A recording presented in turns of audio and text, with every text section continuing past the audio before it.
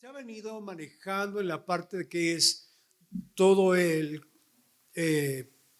parte de cartas paulinas, las cartas pastorales, una serie muy interesante de lo que son las cartas y lo que es el Nuevo Testamento. Pero llegamos a Hebreos. Hebreos es esta carta muy interesante. Se comenta que la carta a los hebreos es de una autoría desconocida. Tal vez se le pudo haber atribuido al apóstol Pablo, a Silas, a Apolos, a Lucas, el buen escritor Lucas. Pudo haber sido a lo mejor Felipe, Priscila, Aquila. No hay una autoría, de tal manera que, aun reconociendo las diversas características de esta carta, contiene un estilo, vocabulario y encierra unas características muy diferentes a todas las demás cartas. De ahí los eruditos y conocedores de estilos, escritos y todo lo que tiene que ver con estas cartas, no hay nada específico de quién se pueda atribuir la autoría de esta carta. Tal vez esto podría ser secundario, pero en alguna de las cartas sabemos quién las escribió. Pero en este caso no hay una autoría reconocida, pero lo que sí reconocemos es que es palabra de Dios. ¿Está de acuerdo? Palabra de Dios. En cuanto al contexto histórico, esta era una comunidad hebrea en donde ya algunos de ellos ya conocían del mensaje de Cristo, pero algunos de ellos se habían concentrado a reunirse como congregación y ellos se habían reunido en diferentes lugares, tanto de Palestina, algunos se dice que como hebreos se habían reunido también hasta Egipto, de Egipto se fueron a la bota itálica, hacia Asia Menor y finalmente en algún lugar se congregaron como pueblo hebreo donde se les enviada esta carta y se comenta que entre este número de hebreos congregados también había hebreos que empezaban a conocer del evangelio, pero había algunos que eran muy incrédulos. Fíjese qué curioso. Conocían de la palabra de Dios por ser pueblo hebreo, pero había también incrédulos. Yo le comento, ¿puede haber alguno que conozca de Dios o le hayan hablado de Dios, pero que todavía sea incrédulo? Sí, sí. Y tal vez algunos de nosotros en alguna línea del tiempo hemos sido incrédulos. Pero bueno, Dios también tiene poder para convencer a los incrédulos. Amén. Por lo tanto, Hebreos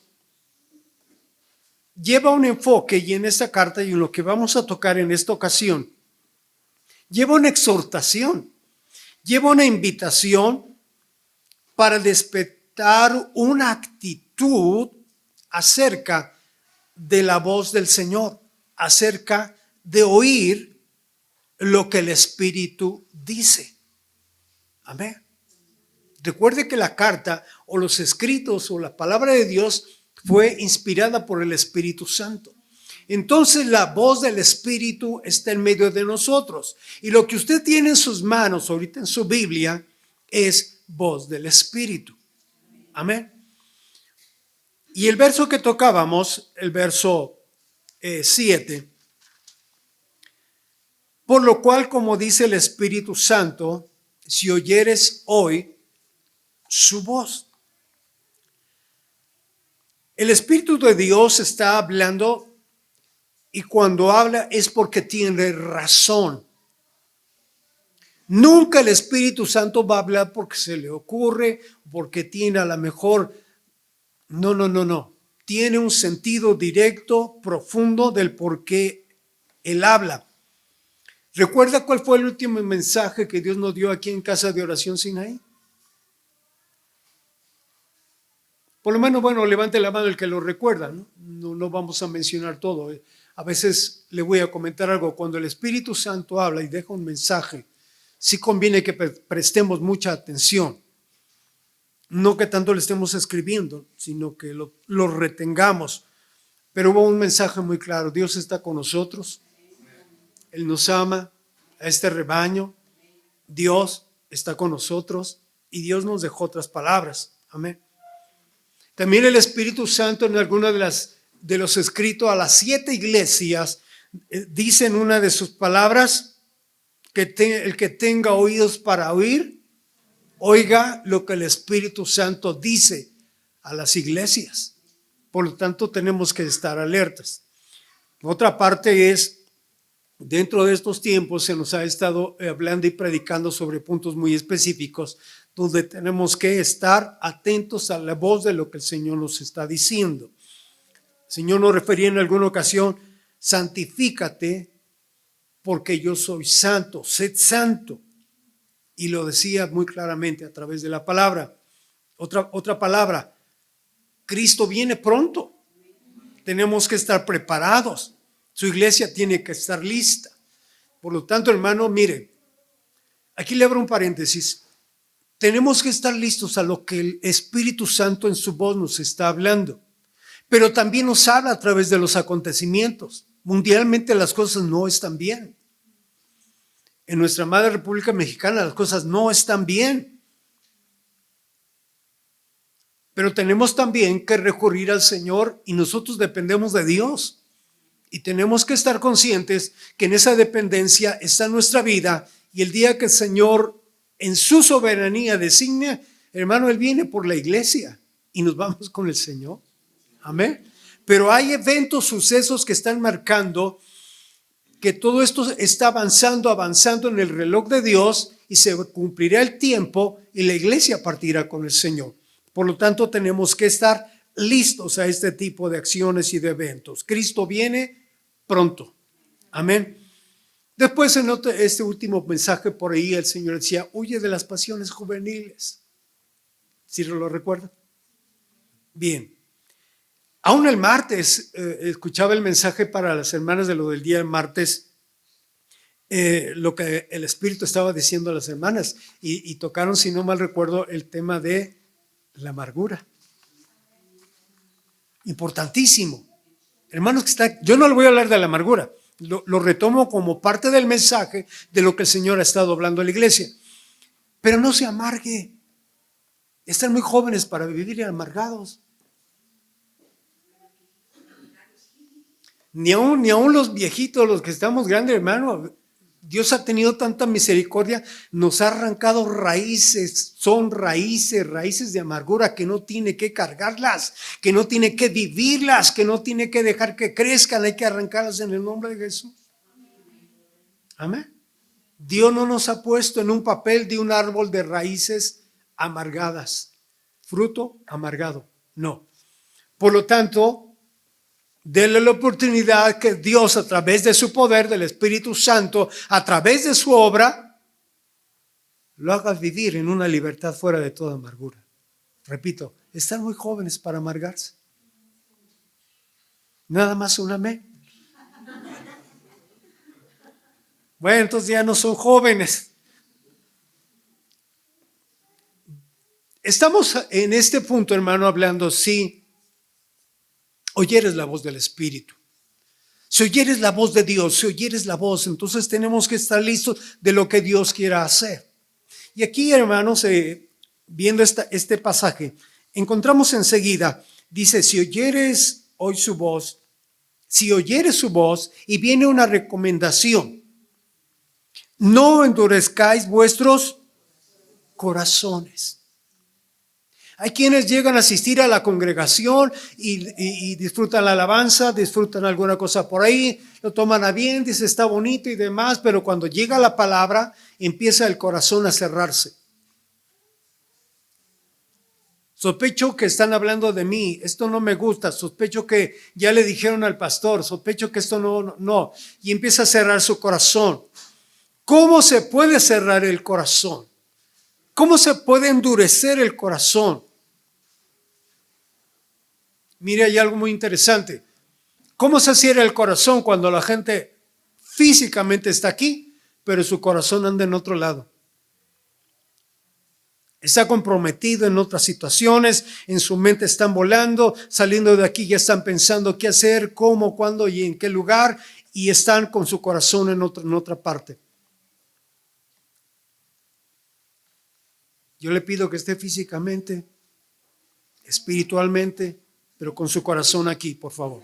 Amén. ¿Cómo se puede endurecer el corazón? Tal vez porque Dios no ha contestado lo que se ha pedido tiempo atrás. Es que ya le pedí a Dios y no me contesta. Es que yo quiero que Dios me conteste de la manera que se lo he dicho, pero Dios no me da respuesta. Soberanía de Dios. Dios puede decirte sí, Dios puede decirte no, Dios puede decirte espera. Pero hay quien cierra su corazón. Yo no voy a hacer nada hasta que Dios no me conteste. Por eso se cierra el corazón. Pero hay que reconocer que Dios tiene el control de todo. Por eso está diciendo, no endurezcas tu corazón. Si escuchas la voz de Dios, no te endurezcas. Mira, hay cosas que nos lanza el Señor directamente y no son pedradas. Son palabras directas que parten el corazón, pero cuando lo cerramos, bloqueamos todo. Y hemos entendido que Dios quiere trabajar en nuestro corazón de una manera profunda. Ya es tiempo, hermanos, que esto se trabaje y se vea de la manera en que Dios quiere para que seamos mejores, para que vayamos creciendo, desarrollando y siendo lo que Dios quiere. Pero cuando cerramos el corazón y volvemos a comentar, ¿por qué se endurece el corazón? Y el punto central de esto es por pecado. ¿Sí? Cuando se le da lugar, cuando se tiene la pauta de seguir en esto y esto. Y oiga, el pecado bloquea, el pecado cierra, el pecado ciega, el pecado mata la fe. Por lo tanto, hermano, luche contra el pecado. Batalle, sí, pero sea vencedor en el nombre de Cristo. Amén. Se nos comentaba, huye, córrele. Busca la salida, busca la forma de que todo sea diferente, no caigas otra vez. ¿Por qué se endurece? Porque aún no dejamos que la voluntad de Dios corra. Le he dicho, Señor, esto que te estoy pidiendo o esto, Señor, que está pasando, que sea tu voluntad, Señor, no la mía. Pero a veces queremos que sea nuestra voluntad en la tierra y que se haga en el cielo. ¿Y qué cree? Es al revés. Es primero la voluntad en el cielo y después aquí en la tierra. Eso es bíblico. Amén. Usted lo encuentra en la oración modelo de Mateo capítulo 6. Es, Señor, sea tu voluntad, no la mía. Pero se bloquea el corazón porque Dios no me contesta como a mí se me ocurre. Y cuando estoy de genio y cuando me pongo de malas, hasta le reclamo a Dios. Cuidado con el reclamo, hermano, y ahorita vamos a tocar algo. ¿Cuándo debemos oír la voz de Dios entonces? ¿Cuándo debemos de oír la voz de Dios? Y enseguida de lo que leímos viene una palabrita, dice hoy. ¿Cuándo debemos de oír la voz de Dios? Hoy. Si usted está preparado, Señor, mañana voy a oír tu voz. No, déjeme decirle que el mañana es otra parte, pero al menos hoy tenemos que oír la voz de Dios. ¿Está de acuerdo? De alguna manera, cuando estamos orando y ministrando y estamos orando unos por otros, a veces Dios ahí nos habla. Hay una urgencia de la voz del Espíritu Santo hoy en día. ¿Ah? Él nos pide y está hablando, quizás estemos a cuentas con Dios, pidiéndole perdón, arrepentimiento, quizás que el Señor está diciendo confía, confía, confía, pero es hoy, mañana espérame, mañana será otro día, pero al menos hoy el Espíritu Santo está urgiéndonos y diciendo es hoy. Y es hoy, es urgente, porque es una invitación genuina, porque es un llamado muy generoso, porque hoy, hermano, que tenemos vida y que estamos en pie y que tenemos bendición, abrácelo hoy con el Señor, abrácelo hoy con la voz del Espíritu Santo que está trabajando en medio de nosotros. Y después de lo que estamos leyendo, viene algo muy interesante también. Le pone un ejemplo. Como en el día de la provocación, dice el texto. Y eso nos lleva a una vertiente muy interesante, como en la provocación en el día de la tentación, y hay pasajes paralelos a esto, solamente hay uno que se menciona muy claramente, Éxodo 17:7, y llamó el nombre de aquel lugar Masa y Meriba por la rencilla de los hijos de Israel, porque tentaron a Jehová diciendo, ¿está pues Jehová entre nosotros o no? Éxodo 17:7. Si nos acompaña, por favor, ahí. Está diciendo, a ver, no endurezcas tu corazón. Y luego viene, dice, como el hoy. Pero luego cambia el panorama, dice como en el día de la provocación o el día de la tentación. Y está haciendo una comparativa aquí en donde menciona que algo pasó en el lugar de Masá y de Meriba. Y ahí viene muy claramente donde dice, porque tentaron a Jehová diciendo, ¿Jehová entre nosotros o no? Eso es una pregunta que da ahí.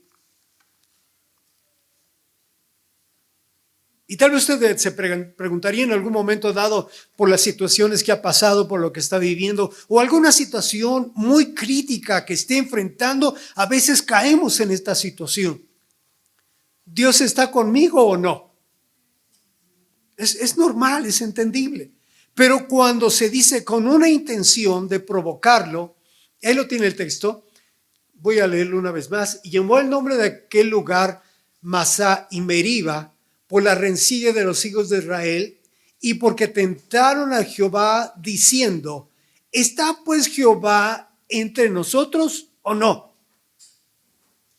¿Sabe que esta acción es tentar a Dios? Tentar a Dios es como cuando el hombre le pone condiciones a Dios para que le demuestre su poder, para que le demuestre que sea Dios. Mire, Dios no tiene que demostrarle nada a nadie, simplemente es Dios. Así. Y a veces se dice, hay que ver esto para ver si Dios está con nosotros o no. Fíjese bien, hay un ejemplo sobre esto que lo voy a comentar por las hermanas también y lo vamos a entender. Fíjese hasta qué punto llega esta situación. Imagínense sus chicos de la escuela, ¿verdad? Donde usted está fuera de la escuela esperándolos porque es la hora de la salida y de repente se acerca una mujer y dice, oiga, ¿usted es la mamá del niño Pedrito? Porque, pues, quería platicar con usted porque ya sabemos que el niño es adoptado y ya vemos que el niño sufre con usted y ya hay algunas mamás que van a querer hablar con usted ahorita porque pues el niño adoptado y sufre violencia, pues como que no están bien las cosas. ¿Y usted qué dice? Pues, ¿qué le pasa? Para empezar, no es adoptado, ¿no?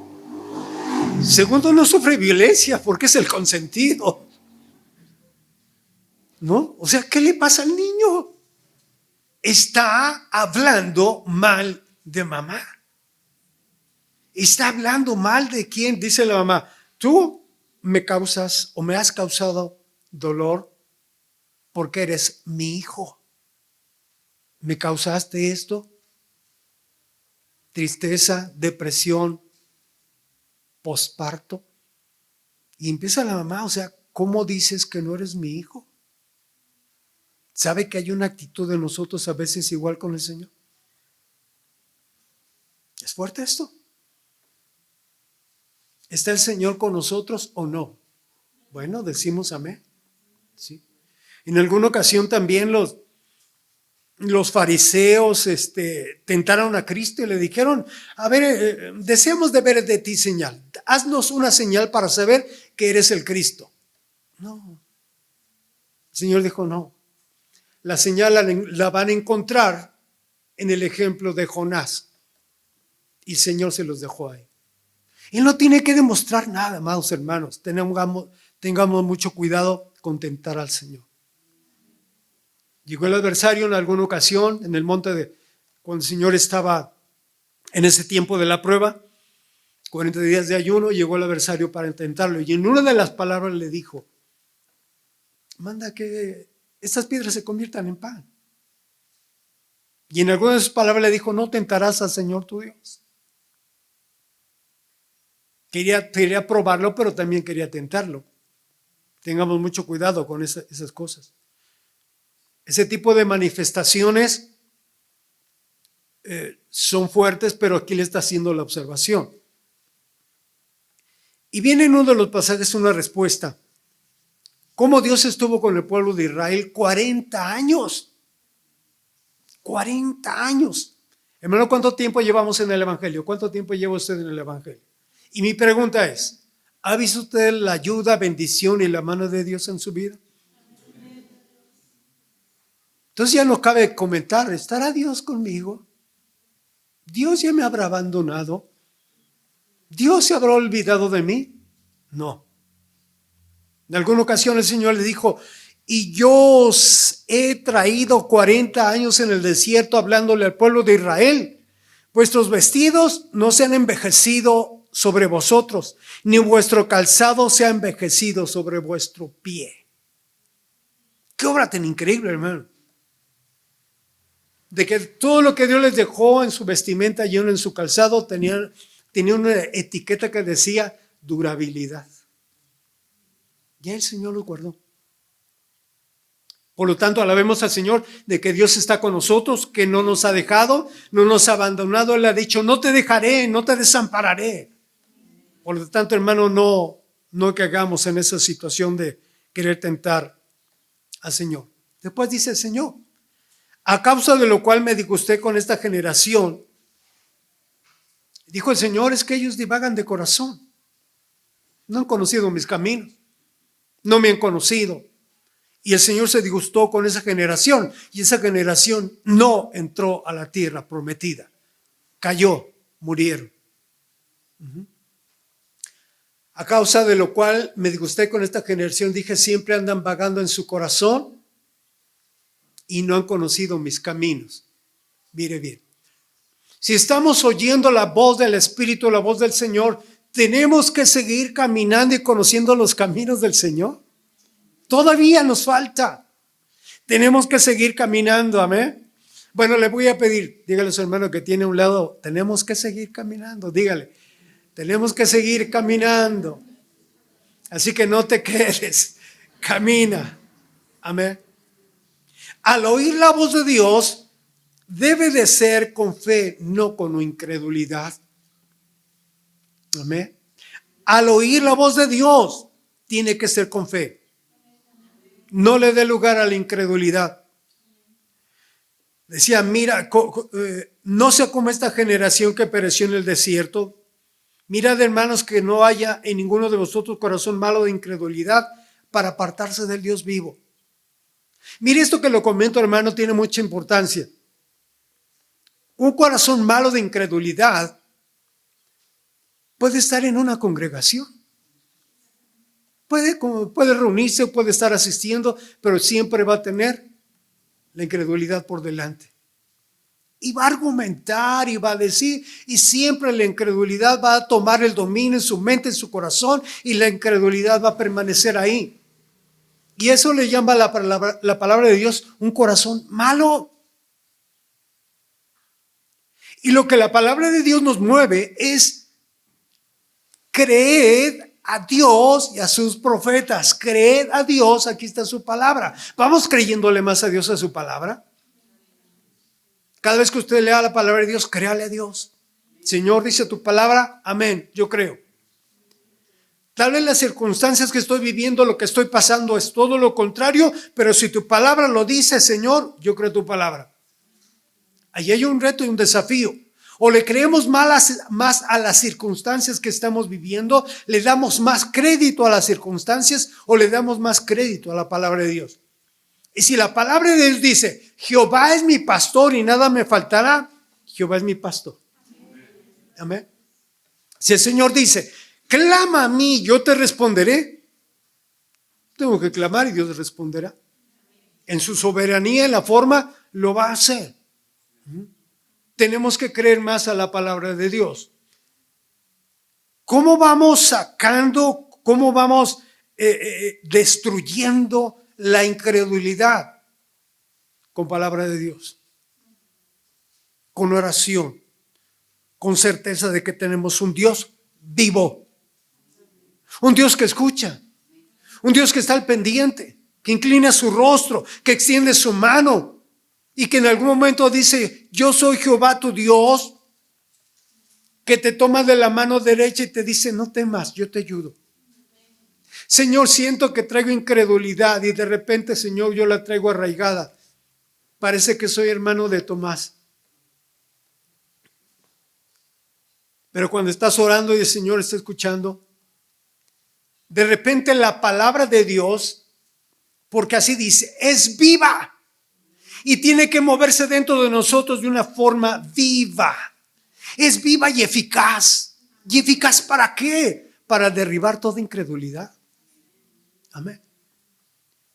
En alguna ocasión el Señor Jesús, visitando su lugar de nacimiento, veía mucha necesidad, enfermos, otros en circunstancias de opresión y demás. Por ahí menciona la palabra y de repente dice la Escritura que Él no pudo hacer más señales, no pudo hacer sanidades porque había mucha incredulidad entre el pueblo.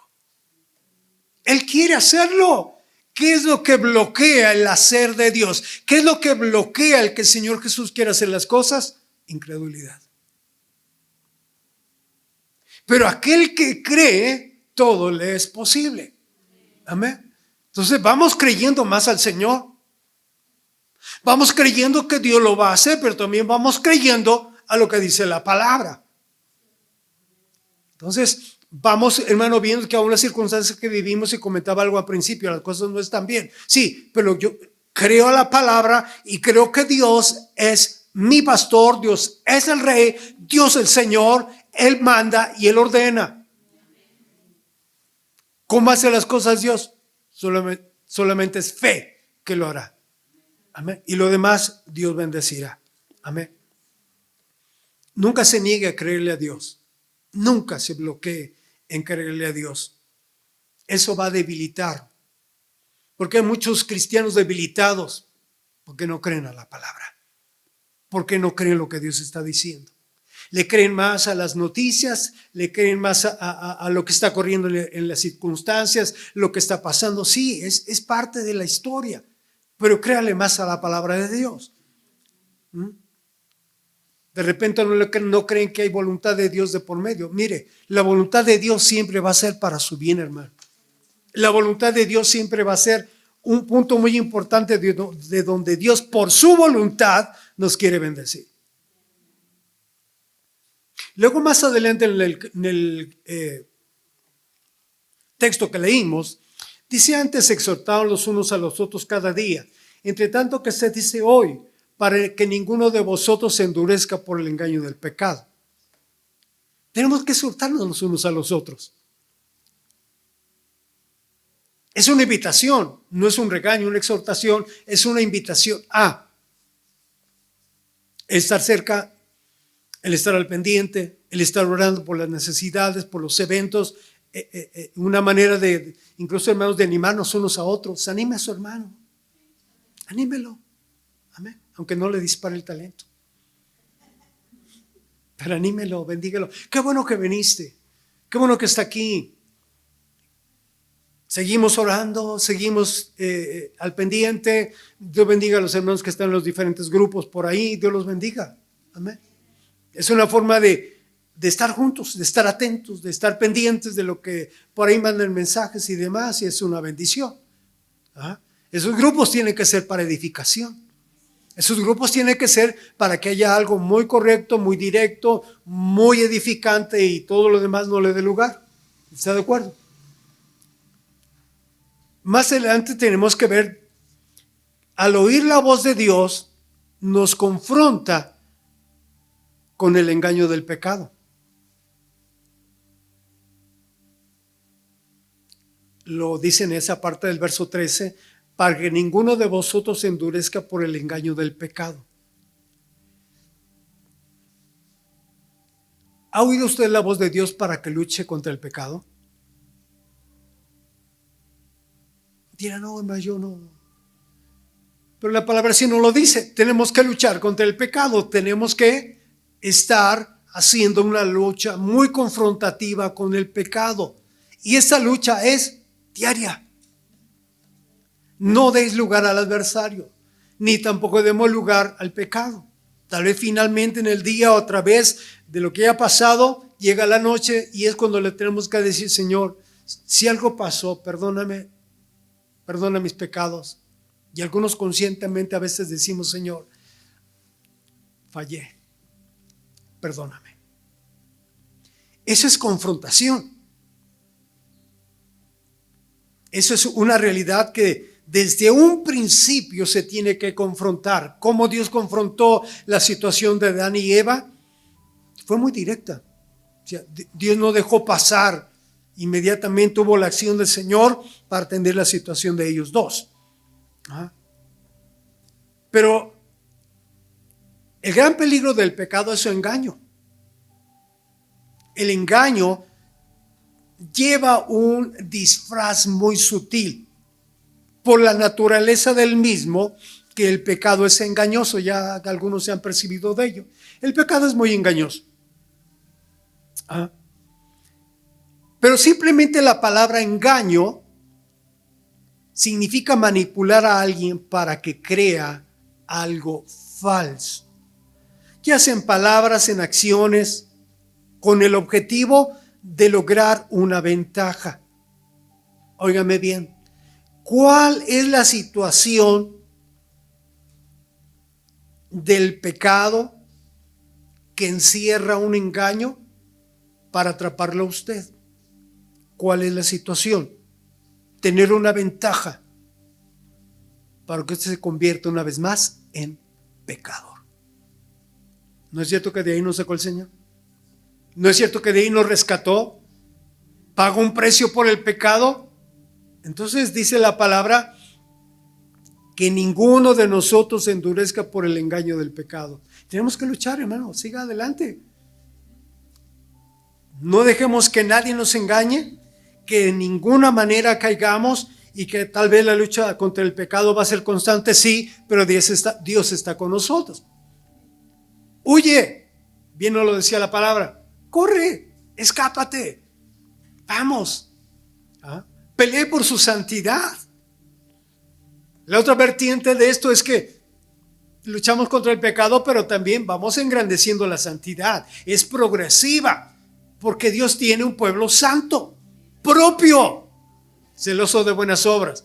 Entonces tenemos que correr y ver, hermano, que Dios nos está esperando día con día, que vayamos creciendo en santidad. Por tanto, nosotros también, teniendo alrededor nuestro tan grande número de testigos, despojémonos de todo peso y del pecado que nos asedia y corramos con paciencia la carrera que tenemos por delante.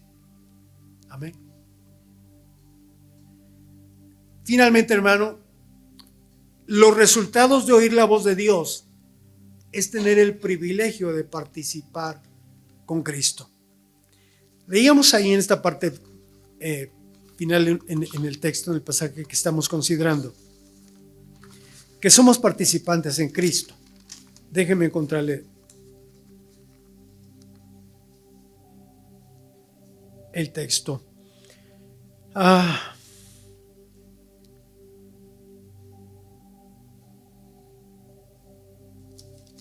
Gloria a Dios. 14, porque somos hechos participantes de Cristo, con tal que retengamos firme hasta el fin nuestra confianza del principio. Amén. La bendición o el resultado de oír la voz de Dios es que tenemos el privilegio de ser participantes con Cristo. Y esta parte, hermano, me llamó la atención. Lo enfatiza ahí, participante. El que puede ser un colaborador, pero también el que puede entrar a participar de algo. Y entonces somos participantes de algo con Cristo. Y ese algo puede ser en su obediencia. Cristo es obediente, fue obediente. Amén. Somos obedientes. ¿Ah? Participamos de su gracia. Participamos de su obra. Porque el Señor sigue trabajando y la iglesia tiene que seguir trabajando. Amén. Participamos de su paz. Él dijo, yo les dejo mi paz, no como el mundo se las va a dar, sino que es mi paz. Participamos de su gloria. Amén. Participamos de su gozo y podemos tener una lista muy importante de esa participación. Aún, óigame bien, de su sufrimiento. Porque todo cristiano pasa por esa línea de repente. Pero también un día participaremos de su resurrección. Creo que esto ya lo compartimos. Amén. Los creyentes somos aquellos que podemos dar gloria a Dios y alabanza de poder participar con Él. Que nos está invitando a participar. Que no está diciendo no te aísles, no te quedes por allá, no estés en un rincón. Participa. Y una de las cosas que me llama mucho la atención es cuando el Señor nos invita a participar en el proceso, número 1, aceptar a Cristo. Número 2, del bautismo. A un ladito del bautismo, la participación de la Santa Cena. Y en ese inter por ahí puede haber una participación del bautismo del Espíritu Santo. Somos participantes con Él del Espíritu Santo. Y nos invita, recíbalo en el nombre de Jesús. Amén. Al hacerlo, aprendemos a tener una cercanía mayor con el Señor. Si participamos con Él, lo vamos a ir conociendo más. Si participamos con Él, podemos seguir siendo mejores. Si participamos con Él, podemos tener las facultades que el Señor nos va a ir habilitando poco a poco para hacer lo mejor. Amén. Si hay en algunos casos ejemplos que podemos decir, el que participa en cierto trabajo como ayudante va aprendiendo del maestro hasta lograr ser el maestro. El que va participando de un oficio va superando, el que va participando de acuerdo a una profesión hasta lograr ser el profesionista. Tenemos que ser semejantes a Cristo. ¿Está de acuerdo? Participantes en Cristo, aún hermano en su gozo. Si el Señor se goza, yo decía, Señor, qué bendición, qué privilegio que tú te goces con nosotros. Y nosotros nos podamos gozar con el Señor, amén. Y esto es para usted, para la iglesia. Por lo tanto, si oyere hoy su voz, esta es una palabra abierta. Si oyere su voz, pero lo deja, hermano, si usted quiere, lo deja abierta completamente. Si usted lo desea, si no, todo lo contrario. Si no lo desea, el Señor lo deja a su voluntad. Y si oyéremos su voz, la voz del Espíritu, en la actitud de no endurecer nuestros corazones, poderle decir, Señor, habla, que tu siervo oye. Oír la voz de Dios debe de ser con fe, no con incredulidad. Oír la voz de Dios nos confrontará con el pecado. Y oír la voz de Dios, tendremos el privilegio de participar con Él. Amén. Tenemos que seguir con la palabra que siga corriendo en medio de nosotros para creerla y para obedecerla. Oír la voz de Dios es tener la palabra viva. Está trabajando y el Señor nos seguirá hablando. Yo deseo que Dios nos siga hablando, iglesia. Preocupémonos el día que Dios no nos hable. Pongámonos tristes y angustiados el día que no tengamos la voz de Dios. Siempre la voz de Dios va a estar presente. Depende de nosotros. Él quiere. Yo le pregunto, ¿quiere que Dios le siga hablando? De muchas maneras. Dios sabe lo que necesitamos cada uno. Pero Dios puede seguir hablándonos. Amén. Perseveremos en que cada vez que haya la voz del Señor, le demos la importancia, le demos el lugar correcto, el aprecio correcto y óigame bien, la obediencia correcta a la voz de Dios. Amén. Que Dios nos siga hablando, Iglesia Sinaí. Que siga corriendo la voz de su Espíritu. Él quiere bendecir, Él quiere hablar. Cada uno tenemos algo en especial que el Espíritu Santo nos quiere hablar. Vamos a seguir orando día con día y tomar la actitud de ser gente que está lista a que Dios hable. Póngase de pie. Vamos a dar gracias.